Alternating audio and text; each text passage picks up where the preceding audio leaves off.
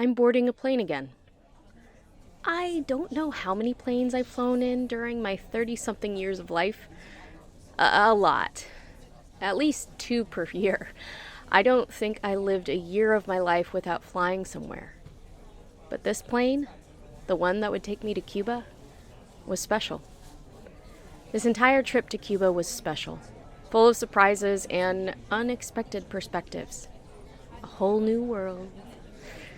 And it started with boarding a massive 777 jetliner that was practically empty. Weird. Today, I can announce that the United States has agreed to formally reestablish diplomatic relations with the Republic of Cuba. You know there's a story going around about the CIA and they're trying to get, sending in the folks to get Castro. Cuba maintains close relations with Russia and China, providing these actors with influence platforms to foment an anti-American Florida agenda. State Court has ruled on the case regarding temporary custody of Elian Gonzalez. I think you ought to have that. It's incredible. I don't believe this thing in the world could. I don't think you ought to seriously consider it, but I think you ought to know about it. The progress that we mark today is yet another demonstration that we don't have to be imprisoned by the past.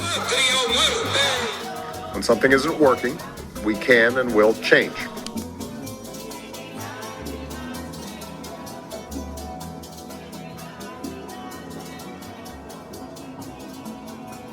Now, don't get me wrong. It was a delightful surprise to have a whole 4 middle seats of a plane to myself. You bet I turned it into my personal lounger for the whole 45 minutes. But it was strange. I mean, it made sense in a way. This was the end of 2022, still waves of COVID coming through, you know? But the dissonance of such a huge plane, going such a short distance, being so empty. Listen, I live in the DC metro area. The flight to Philadelphia is longer. Hell, the flight from Miami to Orlando is longer. It was uncanny. A lot about my relationship with Cuba is uncanny. It doesn't quite make sense. It's not neat or black and white. I don't know if I'll ever fully square my life into the round black hole that is my heritage, my ancestral history. In this episode, I want to talk about the elephant in the room. The reason why the United States is so very, very hostile towards this little island just 90 miles from our shores, and vice versa. The reason, apparently, I am here in the first place. Yeah, this is going to be a History 101 episode. Buckle up. Don't worry, I'll sprinkle in my first day in Cuba with it. If you're going to know anything about the Cuban Revolution, though, you need to know about Spanish colonization and the Spanish-American War. Unsurprisingly, I have family members who were part of both. Plus the Spanish Civil War, but we won't go hard into that one just yet. Just know that I am descended from a particular breed of troublemaker. Now, many of you might understand that Cuba was under Spanish rule since Europe decided to colonize what we now know of as the Caribbean islands, and obviously beyond. Cuba was originally home to the Taino and Guanahatabe peoples, who themselves were matriarchal and are believed to be descended from the Arawak peoples of the Amazon basin. Even that asshole Columbus admitted these people were kind, intelligent, and joyful. But contrary to popular belief, indigenous people were not completely wiped out from Cuba. Despite lynchings and disease and genocide, their descendants are still alive in Cuba. In fact, they survived by creating community with Africans who were forcibly brought to the island. I'll get into that particular story in another episode, though. This is simply to say that the story of Cuba and the Cuban people is very similar to most of the rest of the so-called New World, and especially the Caribbean. The Europeans arrive, they enslave and murder and forcibly convert, and establish a very lucrative business of sugar and tobacco on the island. Follow the money, folks. I'm not going to, pardon the pun, sugarcoat my ancestors. This is part of my story that I am not at all proud about. But let's continue. The Spanish-American War was the culmination of a lot of regional tensions, not just attempted Cuban independence from Spain. The United States of America has always been interested in its own form of colonization. The Monroe Doctrine was a part of this. the concept of the US of A as the Western Hemisphere's policemen under the auspices that they were supporting independence movements. Just before the American Civil War, in fact, there was something called the Ostend Manifesto. The Ostend Manifesto was a circulated policy letter from Southern slave owners and policymakers who declared an intention to purchase Cuba from Spain and to declare war if Spain refused. This would, of course, expand slavers' interests and turn Cuba into a slaveholding state. It would take the latter half of the century for this to actually come to pass. Well, the war bit, at least. Slavery would have been abolished by the time the U.S. invaded Cuba. But you know what? The funny thing is, sugar and tobacco, and the tons of money that came with it, was still a part of it. Are you getting it yet? The reasoning behind this conflict? Maybe. Well, let's detour a bit to my landing in Havana. No sooner as I set up my little lounge area across 4 seats, put my feet up for a little power nap, I had gotten up really early that morning after all, that we were already preparing to descend. Honestly, I was not prepared for how short the flight was. I knew intellectually that this was less than an hour. But physically, emotionally, I was not prepared. I watched as water flashed into land, coming closer and closer. I moved over to an open window row to watch. My breathing grew shallow, and it started to hit me. I'm the first one back. The land was rushing up to meet me, and it felt like those moments when you haven't seen your loved ones for months, and you finally see them beyond the security gate, jumping up and down, a sense of finally, it has been too long, mi niña linda. Tears began to form in my eyes. They're welling up now, remembering. I brushed them away, desperate to drink in every second of my first sight of Cuban soil. The bounce of the wheels hitting tarmac was like a bumpy embrace of an overenthusiastic relative. Tears dropped, and I inhaled.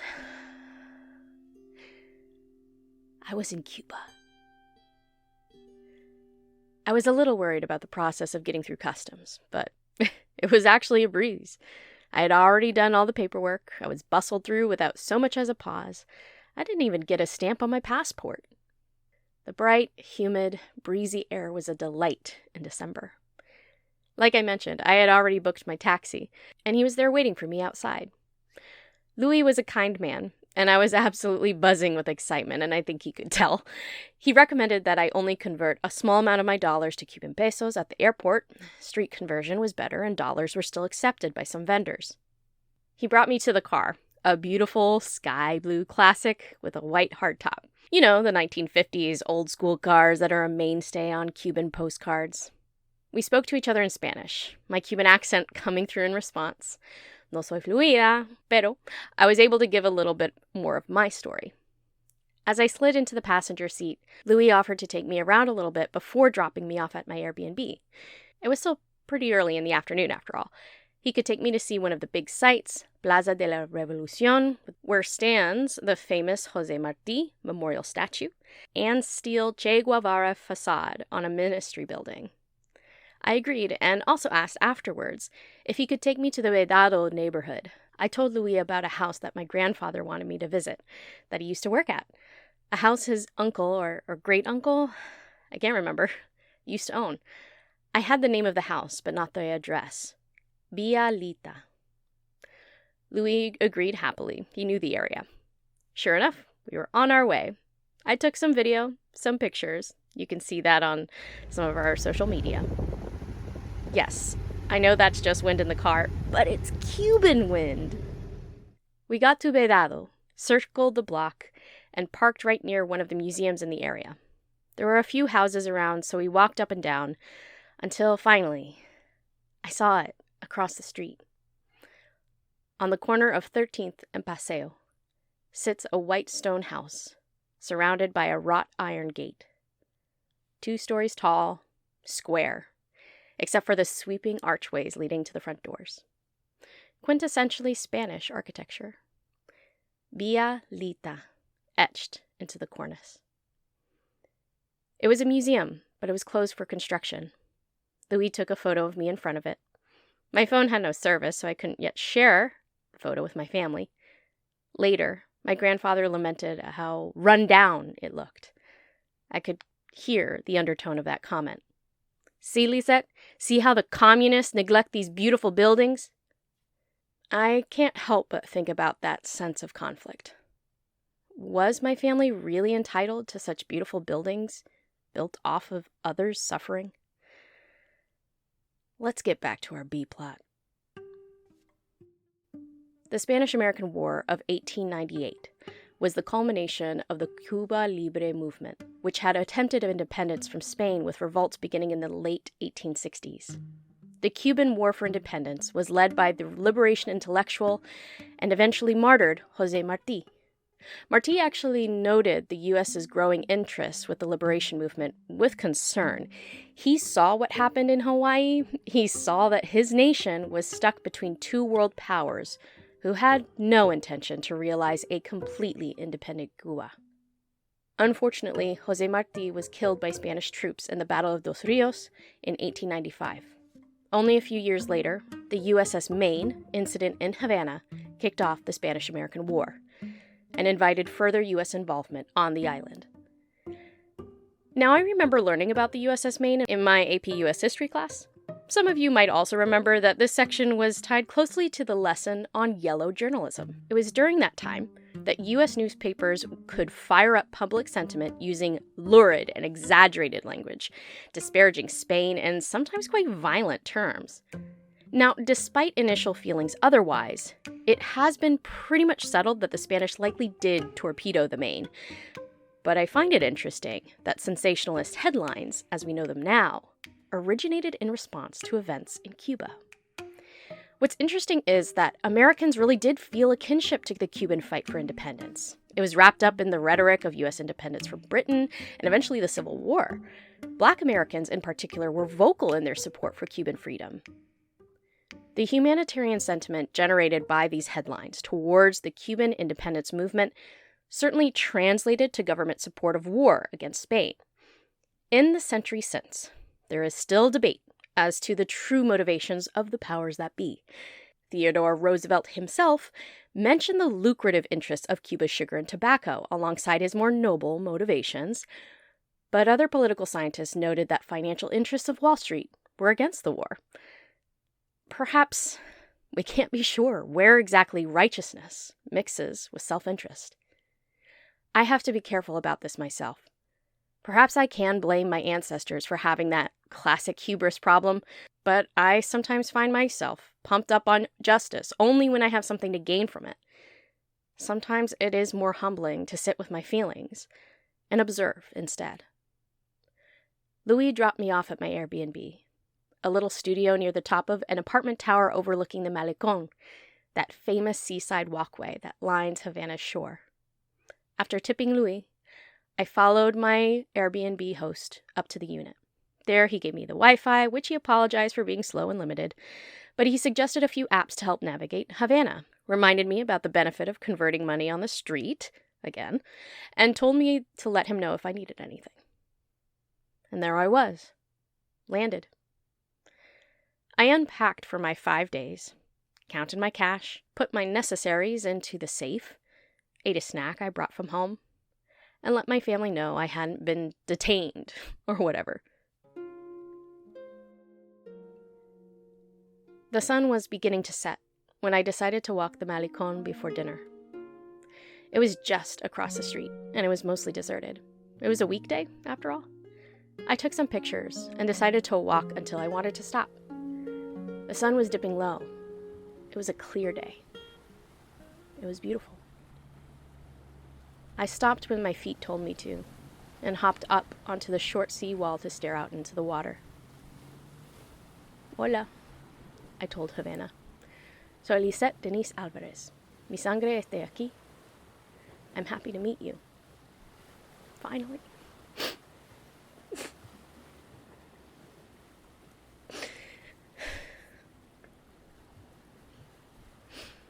And I sobbed. I felt the immensity of the time, of space, of the war, and more crash into me. The gravity of being the first one back here. My family's stories, the complicated feelings about that. And the grief. I sat with all that, letting it flow through me, letting the sound of the waves accompany the storm of emotion inside me. It wasn't absolution, but it was a kind of release. A generational curse, a silence, a loss. Whatever word you want to use. I felt it lifted, like a veil. I am one of those witchy people, okay? Trained for over a decade, actually, in the occult and esoteric. Longer than that, if you consider the fact I grew up in the back room of my Nana's New Age store. But when I say this was a spiritual experience, imagine someone who believes that I carry and am carried by my ancestors. That epigenetic awareness that is also soul work. I used my most spiritual tool, my body, to transform and transmit the trauma of my family to the point of origin. This was just the first step, of course, but I needed that moment on the Malecón, between earth and sea, to cleanse me, to prepare me. I wanted to allow myself to mentally, emotionally, and spiritually experience Cuba, without the clamor of my family's thoughts and feelings. This is the work. On my walk down the Malecón, I could see the famous Hotel Nacional de Cuba, just down the road from where I was staying. You can't really miss it. It's gigantic, opulent.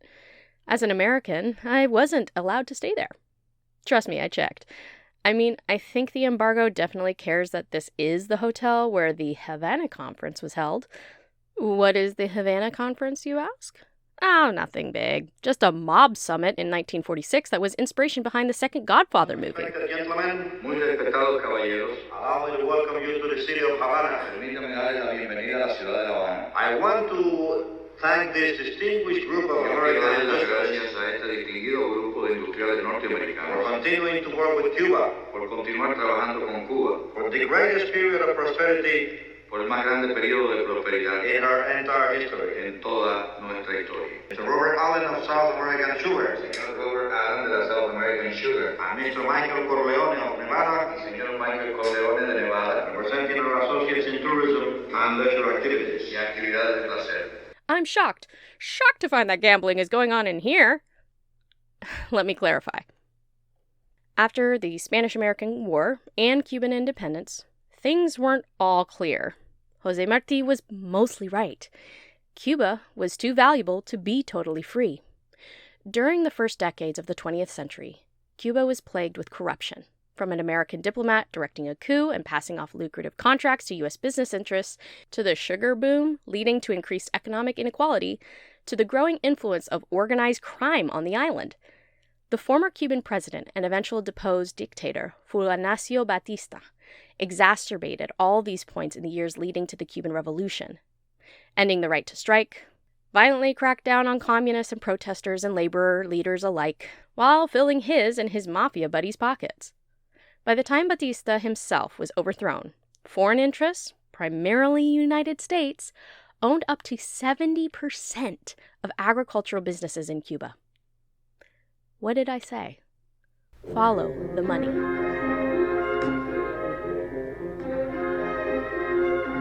Molasses to rum to slaves who sail the ships back to Boston, laden with gold, see it gleam, whose fortunes are made in the triangle trade. Hail slavery, the New England dream. Mr. Adams, I give you a toast. Hail Boston! Hail Charleston! Who stinketh the most?